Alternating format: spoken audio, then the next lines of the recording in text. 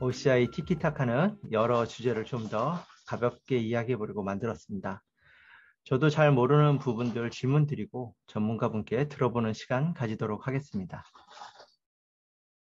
네, 오늘 티키타카는 제가 정말 좋아하는 서비스죠. OCI MDS 서비스 관련해서 유수민 선생님 모시고 관심들 많으신 히트웨이브 관련된 궁금증을 함께 풀어보도록 하겠습니다. 자, 오라클에서 제공하는 MDS는 구체적으로 어떤 서비스인가요, 선생님? 네. MySQL 데이터베이스 서비스의 약자로 MDS라고 이야기하고 있고요. 다들 아시는 아마존 AWS의 RDS for MySQL이라는 서비스와 동일한 DBS 서비스라고 보시면 될 것 같아요. 그래서 간단히 말씀드리면 클라우드상에서 제공되는 완전 관리형 데이터베이스 서비스라고 보시면 되고요. 조금 다른 점이라면 MySQL에 대해서만 제공하기 때문에 타사처럼 뭔가 PostgreSQL이라든가 이런 부분은 제공하고 있지 않습니다. 네. 그 타사에서도 그 RDS 서비스와 유사한 서비스가 있는데 OCI만의 그 차이점이라든지 뭐 차별점 같은 게 어떤 게 있을까요? 네, 고객분들이나 유저분들이 이 부분을 가장 궁금해 하실 것 같아요. 실제 고객분들을 만나도 그런 질문들을 많이 하시고요. 일단 클라우드 밴드 중에 유일하게 MySQL 엔터프라이즈 에디션을 기반으로 서비스하고 있고요. 그래서 엔터프라이즈 에디션이 가지는 장점을 그대로 가져가실 수 있다라고 보시면 되세요. 그리고 두 번째는 MySQL이 오픈소스 데이터베이스지만 소스 코드에 대한 오너십은 오라클 MySQL 팀이 갖고 있어요. 그러다 보니까 MySQL 팀에서 100% 개발하고 관리하고 기술 지원을 하고 있어요.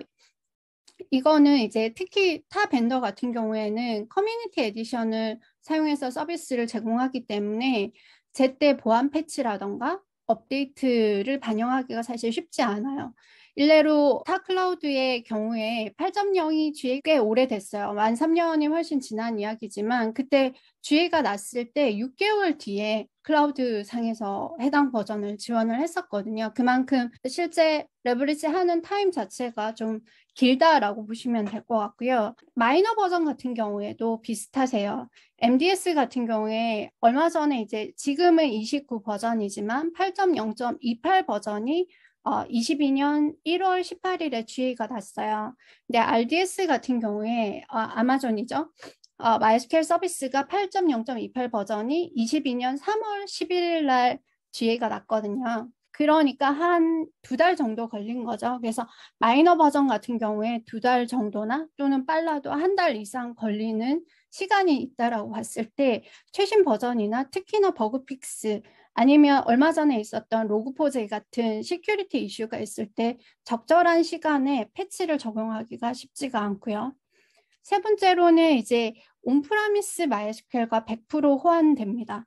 타 클라우드 같은 경우에 계속 아마존을 예를 들어서 그렇지만 오로라 같은 경우에는 아마존이 가져가서 클로즈드 소스로 개발을 하고 있는 거기 때문에 당연히 호환이 잘 되지 않고요. RDS MySQL 서비스 같은 경우에도 GTID를 8.0.26 버전부터 지원한다고 어나운스가 돼 있어요. 그 말은 5.7 버전까지 지원을 했다가 8.0이 제가 나온 지 3년이 됐다고 했잖아요. 근데 그 3년 동안 거의 지원을 하지 않다가 8.0.26 버전 이후에만 GTID를 제공을 하고 있다라는 거거든요. 이거는 결국 벤더 락인의 위험이 있는 문제이고요. 또 다른 하나는 기존의 온프라미스 MySQL을 지원했던 MySQL 기술 지원 엔지니어들이 기술 지원을 할 수 있다라는 게 되게 큰 차별점이에요. 왜냐하면 타사도 제가 고객분들을 꽤 오랫동안 많이 만났는데 불만사항이 이제 기술 지원 부분이 많아요. 왜냐하면 MySQL을 이전부터 하지 않았던 분들이 기술 지원을 하기 때문에 루트 코드라든가 이런 거를 찾아내기가 쉽지 않은 경우가 꽤 많더라고요. 그리고 다섯 번째는 OCI 젠2에서 서비스가 되는 거라서 OCI가 가지는 성능적인 장점이라던가 비용 효과적인 장점을 그대로 가져가실 수 있어요. 이 부분은 사실 이 채널에서 꽤 많이 소개를 하셨기 때문에 따로 제가 말씀드리진 않겠습니다. 그리고 마지막으로 타사 대비 비용이 굉장히 저렴합니다. 이 부분은 뒤쪽에 조금 더 설명을 드릴게요. 예, 제가 그 금융권 쪽에서 오래 일을 했었어서 그 DB 가용성에 대해서 굉장히 중요하게 생각을 하는데요. MDS에서도 그 고가용성 지원하는 부분이 있을 것 같은데 설명 좀 부탁드리겠습니다.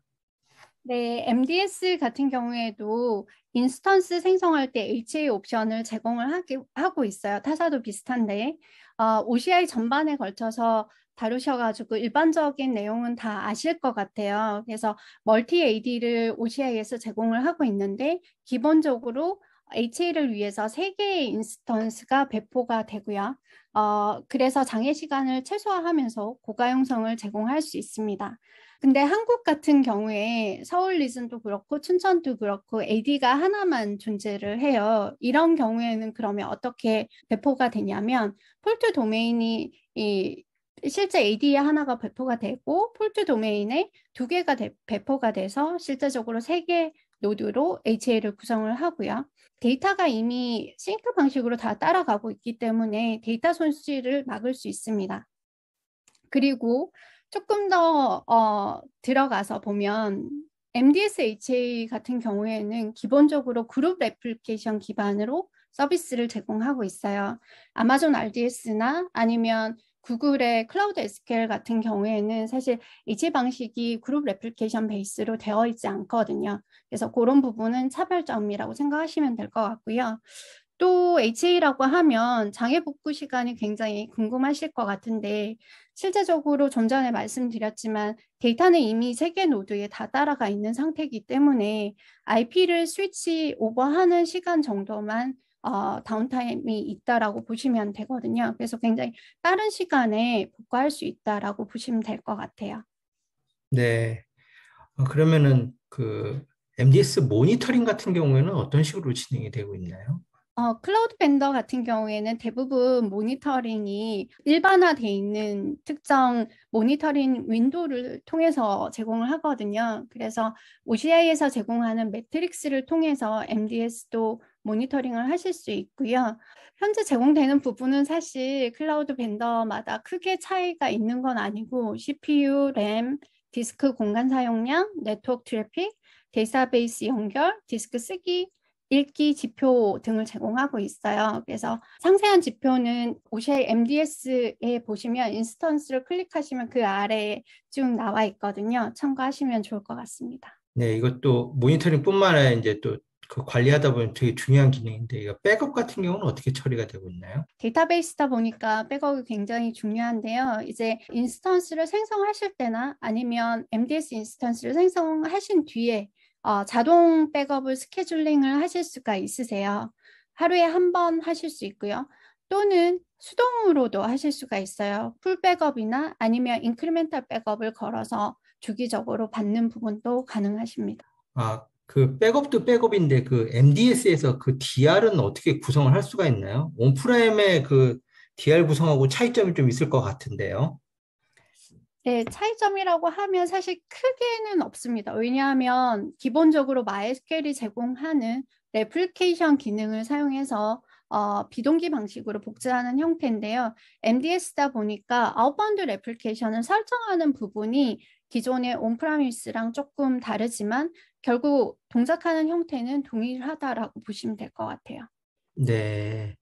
그러면은 또 이게 좀 다양한 시나리오가 있을 것 같은데 온프렘의 그 MySQL 또 혹은 뭐 AWS 상의 그 RDS 데이터베이스를 OCI MDS 인스턴스에 복제하는 그 인바운드로 이렇게 복제하는 그런 구성이 가능할까요? 네, 인바운드 레플리케이션 같은 경우에는 채널이라는 메뉴를 통해서 가능하거든요. 그래서 채널에 기존에는 사실 레플리케이션을 걸려면 수작업으로 체인지 마스터 뭐 이런 것들 쭉 했어야 되는데 그거를 채널이라는 메뉴에서 다 적어주시기만 하면 바로 구성을 하실 수 있어요. 근데 온프라미스 MySQL 같은 경우는 바로 하시면 되고요. 대신에 AWS RDS 같은 경우에는 아까도 벤더 락인이 있다라고 했잖아요. RDS 언더바로 시작하는 파라미터들이랑 그리고 테이블들이 있어요. 시스템 테이블들이. 그래서 바로는 안 되고 OCI 컴퓨터 인스턴스에 MySQL 뭐 해당하는 버전 8.0 버전을 설치한 다음에 그쪽으로 이제 레플리케이션을 걸고 거기서 이제 AWS 스페시픽한 것들을 제거를 한 후에 MDS로 다시 복제를 하시면 가능하세요. 또는 이제 복제기도 한데 마이그레이션도 비슷한 방법이거든요. 그래서 만약에 온프라미스에서 MySQL을 갖고 와서 만약에 넣는다라고 하면 그 부분도 MySQL 쉘이 있어요. 기능적으로 그 부분을 사용해서 덤프를 뜬 다음에 오브젝트 스토리지에 넣고 그걸 MD에서 넣은 다음에 실제 DB를 온을 하면 마이그레이션이 되는 형태라 이 부분은 RDS랑 온프라미스랑 비슷하게 동작을 합니다. 그 MDS가 다른 클라우드 대비해서 가격 경쟁력이 있는 걸로 알고 있는데 이게 비용 경쟁력이 있다면은 대략 어느 정도 저렴하다고 보면 될까요? 네, 사실 MySQL 자체는 오라클이 제일 잘하고 제일 먼저 시작을 했지만 클라우드 상에서 제공되는 이제 관리형 데이터베이스 서비스는 저희가 후발이 사실이기 때문에 비용 경쟁력이 없으면 고객분들이 사실 사용하시기가 어렵잖아요. 그래서 저희가 테스트를 해봤는데 벤치마크 테스트를 돌렸을 때 1년치를 계산을 해보니 RDS 대비 거의 70% 정도 비용 절감을 할 수 있게 나왔었거든요. 뭐 MS 애저라던가 아니면 구글 클라우드 SQL 같은 경우에도 거의 비슷한 수준이라고 보시면 될 것 같습니다. MDS 인스턴스가 그 프라이빗 서브넷에서만 이제 프로비저닝 되던데요. 그 이런 방식이 좀 불편하다는 사용자들도 있습니다. 그런데 이 제약이 앞으로 계속 유지가 되나요? 꼭 이런 구성을 고집하는 이유가 있을까요? 네, 사실 저도 처음에 사용할 때 좀 불편한 감이 있었는데 데이터베이스다 보니까 또 퍼블릭 환경에 노출되어 있는 클라우드 환경이다 보니까 보안적인 측면 때문에 아무래도 계속 될 것으로 보이고요. 하지만 이제 OCI 서비스 중에 베스턴 서비스가 있어요. 그걸 이용하면 고객 PC 로컬에서 바로 MDS로 접속할 수 있는 방법들을 제공하고 있습니다. 제 개인적인 사견을 말씀을 드리면 데이터 유출이 갈수록 많아져요. 아마존도 그렇고 굉장히 큰 사이트에서 많이 발생하고 있는 상황이라 조금 불편하더라도 그걸 감수하고 안전하게 데이터를 유지하는 게 좋을 것 같다는 생각을 갖고 있습니다. 이 부분 저도 같은 생각입니다. 그러면은 제가 또 제일 좋아하는 기능이죠. 그 MySQL 히트웨이브 그 서비스 모르시는 분들을 위해서 조금만 설명 좀 부탁드리겠습니다. 네. 히드웨이브가 사실 굉장히 오라클에서도 밀고 있는 기능 중에 하나고요. 기존에 MySQL을 사용하셨던 분들, 특히 클라우드 사용해 보신 분들은 MySQL이 OLTP는 굉장히 좋아요. 오픈소스 데이터베이스 중에 최고라고 말해도 뭐 누가 토달 사람이 없을 것 같은데 분석 작업인 올랩용 데이터베이스로는 사실 적합하지 않았어요. 쿼리가 굉장히 느리게 돌고 이런 부분이 있어서 대부분 이제 뭐 굉장히 큰 한국의 뭐 엔사라던가 뭐 K사라던가 이런 데도 다 ETL을 가지고 올랩용 DB로 주기적으로 데이터를 옮기는 작업들을 진행한 후에 분석 쿼리는 올랩용 DB에서 돌려서 결과를 받아서 뭔가 처리하는 형태로 진행이 됐었거든요. 근데 MySQL 히트웨이브는 MySQL용 분석용 엔진으로 나온 거예요. 말하자면 스토리지 엔진이 굉장히 여러 개가 있는데 InnoDB 스토리지 엔진 대신 레피드 스토리지 엔진을 사용을 해서 분석용 엔진을 돌리기 때문에 기존의 MySQL에서 굉장히 오래 걸렸던 분석 쿼리들이 빨리 처리할 수 있는 기능이라고 보시면 될 것 같고요. 이 클라우드상에서는 MySQL로 OLTP를 돌리는 고객들이 굉장히 많은데 해당 부분을 올랩용 데이터베이스로 옮기는 작업들을 할 때 실제 DB가 달라지기 때문에 어플리케이션을 수정하거나 이런 작업들이 많이 들어가요. DB가 다르다 보니까. 히드웨이브 같은 경우에는 MySQL 구문을 그대로 사용하기 때문에 사용자 입장에서는 전혀 수정하실 게 없이 바로 성능적인 장점을 가져오실 수 있는 거죠. 특히 데이터 같은 경우에도 ETL로 넘기는 게 아니라 실제 인서트가 일어날 때 InnoDB 스토리지 엔진에 저장을 1차 먼저 하고 바로 자동으로 프로파게이션이 돼서 히드웨이브 노드에 저장이 되기 때문에 비용이 많이 들고 시간이 진짜 오래 걸리는 ETL 작업이 전혀 필요 없다라는 게 큰 장점인 것 같습니다. 그래서 고객분들은 빠른 데이터 분석이 필요하잖아요. 히데이브를 사용을 하시면 실시간 분석 데이터를 갖고 바로 업무에 적용하실 수 있는 장점을 가져가실 수 있을 것 같습니다. 네. 그 MySQL 히트웨이브가 왜 그렇게 빠른 건가요? 간략하게 아키텍처적으로 말씀을 드리면 히데이브 자체는 굉장히 분산화되어 있고요. 확장 가능한 인메모리 베이스의 하이브리드 컬럼 지향 쿼리 프로세싱 엔진으로 분석 쿼리를 빠르게 실행할 수 있도록 설계되었어요. 그러다 보니까 실제 컬럼형으로 처리가 되고요. 하이브리드 컬럼 스토어에서 데이터를 세분화해서 파티셔닝해서 쿼리를 최대한 병렬화해서 처리하는 형태로 제공을 하고 있어요. 그뿐만 아니라 벡터 프로세싱을 사용해서 실행 오버헤드를 여러 행에 분산함으로써 성능을 가속화할 수 있는 부분이거든요. 실제 벡터 프로세싱을 적용한 플랫폼이 그렇게 많지 않아요. 뭐 액티언이 그 중에 하나인데 그만큼 굉장히 최신의 기술을 적용을 해서 성능을 굉장히 좋게끔 했다라는 부분이고요.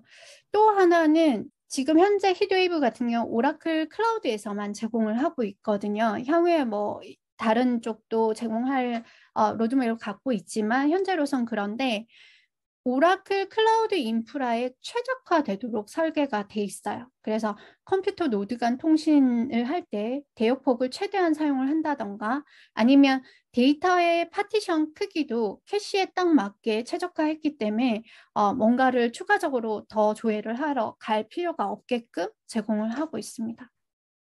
네. 좋은 게 너무 많네요. 히트웨이브와 유사한 그 타사 제품군들이 있나요? 네, 보통 이제 분석용 DB들이 클라우드 벤더에서 제공을 하고 있는데요. 대표적으로 이제 AWS의 레드시프트, 그리고 이제 멀티 벤더를 제공하는 스노우플레이크, 그리고 구글의 빅쿼리, 애저의 시냅스 등이 있습니다. 음, 그렇다면 이게 타사 대비 좀 뭐 벤치마크 자료 같은 게 있을까요? 뭐 성능 차이나 이런 것들에 대해서도 그 궁금해 하실 것 같은데. 네, 아마도 그게 제일 궁금하실 것 같은데요.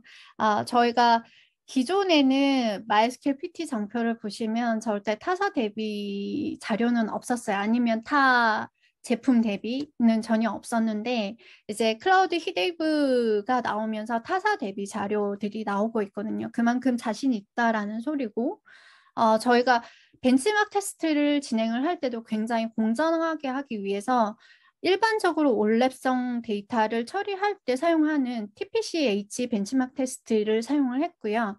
이걸 사용해서 테스트를 했을 때 레드시프트 대비는 16배, 시냅스 대비는 15배, 스노플레이크 대비는 44배, 구글 빅쿼리 대비는 37배 성능이 좋게 나왔습니다. 그리고 초반에는 요 자료만 제공을 했지만 요즘에 이제 TPC-DS라고 해서 올랩성 데이터를 좀 더 내용 많이 넣어서 뭔가 자료를 보고 싶을 때 사용하는 벤치마크 테스트인데요. TPC-DS 벤치마크 테스트에 들어가는 부분은 좀 더 복잡한 스키마와 그리고 다양한 쿼리 그리고 데이터 편향이 적용돼 있어요. 데이터 편향이라고 하면 한 테이블에 집중해서 더 많이 들어가 있다던가 뭐 이런 거를 쿼리적으로 처리를 하는 부분들이 벤치마크 테스트에 들어가 있다라고 보시면 될 것 같아요. 그래서 이 TPC-DS로 성능을 비교했을 때 레드시프트 대비는 4.8배, 시냅스 대비는 14.9배, 그리고 스노우플레이크 대비는 14.4배, 구글 빅쿼리 대비는 12.9배 성능이 좋게 나왔습니다. 엄청나죠? 할 말이 없습니다. 이 히트웨이브 고객 사례들도 이제 꽤 좀 생기고 있을 것 같은데 어떠세요? 아, 네. 사실 히트웨이브가 런칭한 게 그렇게 오래되진 않았어요. 작년 2월에 기회가 됐기 때문에 고객이 아주 많진 않지만 에스투다닷컴이라던가 게임사인 팬커뮤니케이션이라고 일본에 있는 기업이나 아니면 지니어스 소노리티라고 우리에게 익숙한 포켓몬 게임을 퍼블리싱 하는 데라던가 타마라라던가 레드3i라던가 테트리스코라던가 VR 글래스라고 VR로 볼 수 있는 글래스를 제공하는 업체 등이 대표적인 고객들이고요. 조금 별로 많지 않다라고 생각하실 수도 있지만 실제적으로 힛웨이브를 보면 오시아에서 가장 가파르게 성장하고 있는 서비스 중에 하나예요. 그래서 많은 고객들이 지금 벤치마크 테스트를 하고 있고요. 추가적으로 많은 고객들이 들어올 거라고 생각하고 있습니다. 네. 이 정도 그 성능인데 아직 고객들이 모르는 것 같아서 저는 참 아쉽기도 해요. 그리고 이게 또 제가 굉장히 기대 많이 하고 있는 기능인데 히트웨이브 ML을 제공한다고 하는데 어떤 형태로 지금 제공을 하고 있나요? 네, 사실 얼마 전에 소개됐던 오라클 라이브에서 최신 버전 히드웨이브가 소개가 됐어요. 그 중에 하나가 이제 히드웨이브 ML인데요. 히드웨이브 ML은 히드웨이브 내부에서 빌트인 형태로 제공되는 머신러닝 기능이라고 보시면 될 것 같아요. 그래서 데이터를 뭔가 밖으로 추출을 해서 외부에 ML을 하는 곳에서 넣은 다음에 트레이닝을 한다던가 모델을 만드는 과정이 필요 없이 히드웨이브 내에 존재하는 데이터를 이용해서 바로 트레이닝을 하고 모델을 생성한 다음에 ML을 수행할 수 있습니다. 뿐만 아니라 AWS의 레드시프트 ML 같은 경우에는 실제 처리를 할 때 하이퍼 파라미터 튜닝 같은 거를 해야 되거든요. 그때 이제 사실 하이퍼 파라미터가 큰 수가 들어갈수록 비용이 많이 들어요. 그렇다고 그게 항상 좋은 결과를 또 주진 않는데 히드웨이브 ML 같은 경우에는 추가 작업 전혀 필요 없이 그런 하이퍼 파라미터 튜닝도 자동으로 이루어지는 진정한 오토 ML을 제공하고 있습니다. 그리고 하나 더 말씀드리면 벤치마크 테스트가 궁금하실 것 같은데요. 이 부분도 저희가 이제 타사 대비 좀 테스트를 해봤습니다. 이 부분도 저희가 공을 들인 부분은 굉장히 일반적으로 공정한 벤치마크 테스트를 가지고 일반적인 데이터를 갖고 와서 사용을 했었거든요. 그래서 ML을 테스트할 때 주로 사용하는 벤치마크 테스트를 가지고 왔고 데이터셋도 거기서 제공하는 걸 가져와서 실제 테스트를 했을 때 타사에서 제공하는 ML 대비 평균 25배 좋게 나왔습니다, 결과가.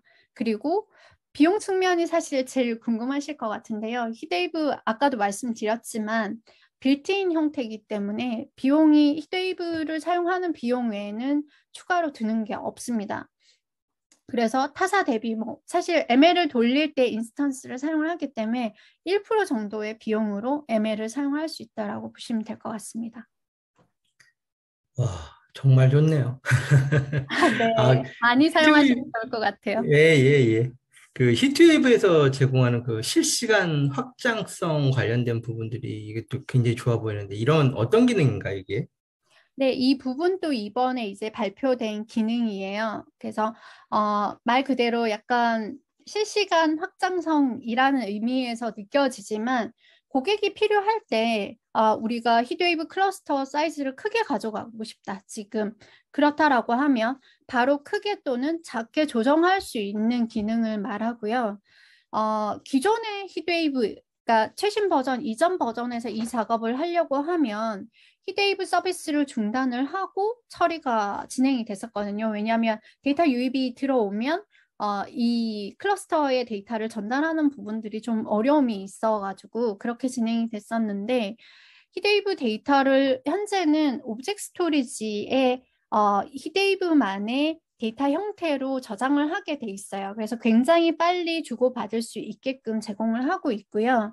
그러다 보니까 중단 없이 데이터 중단 없이 히데이브 노드를 뭐 5개에서 20개로 늘린 다음에 데이터를 오브젝트 스토리지에서 각각을 다 가져온 후에 레디가 됐을 때 바로 서비스를 런하는 거기 때문에 거의 메타데이터를 수정하는 시간 정도만 중단 시간이 있는데 그게 저희가 실제로 테스트했을 때는 1초도 안 되는 시간이었거든요. 그래서 진정 실시간 확장성을 제공을 한다라는 거고 타사 대비로 조금 말씀을 드리면 저희가 사실 경쟁하는 게 AWS 레드시프트를 경쟁을 한다라고 저희는 생각을 하고 있어요. 그래서 거기 같은 경우에 실시간 확장성을 제공을 하지만 실제로 10분에서 15분 정도 쿼리 블랙아웃 시간이 필요하거든요.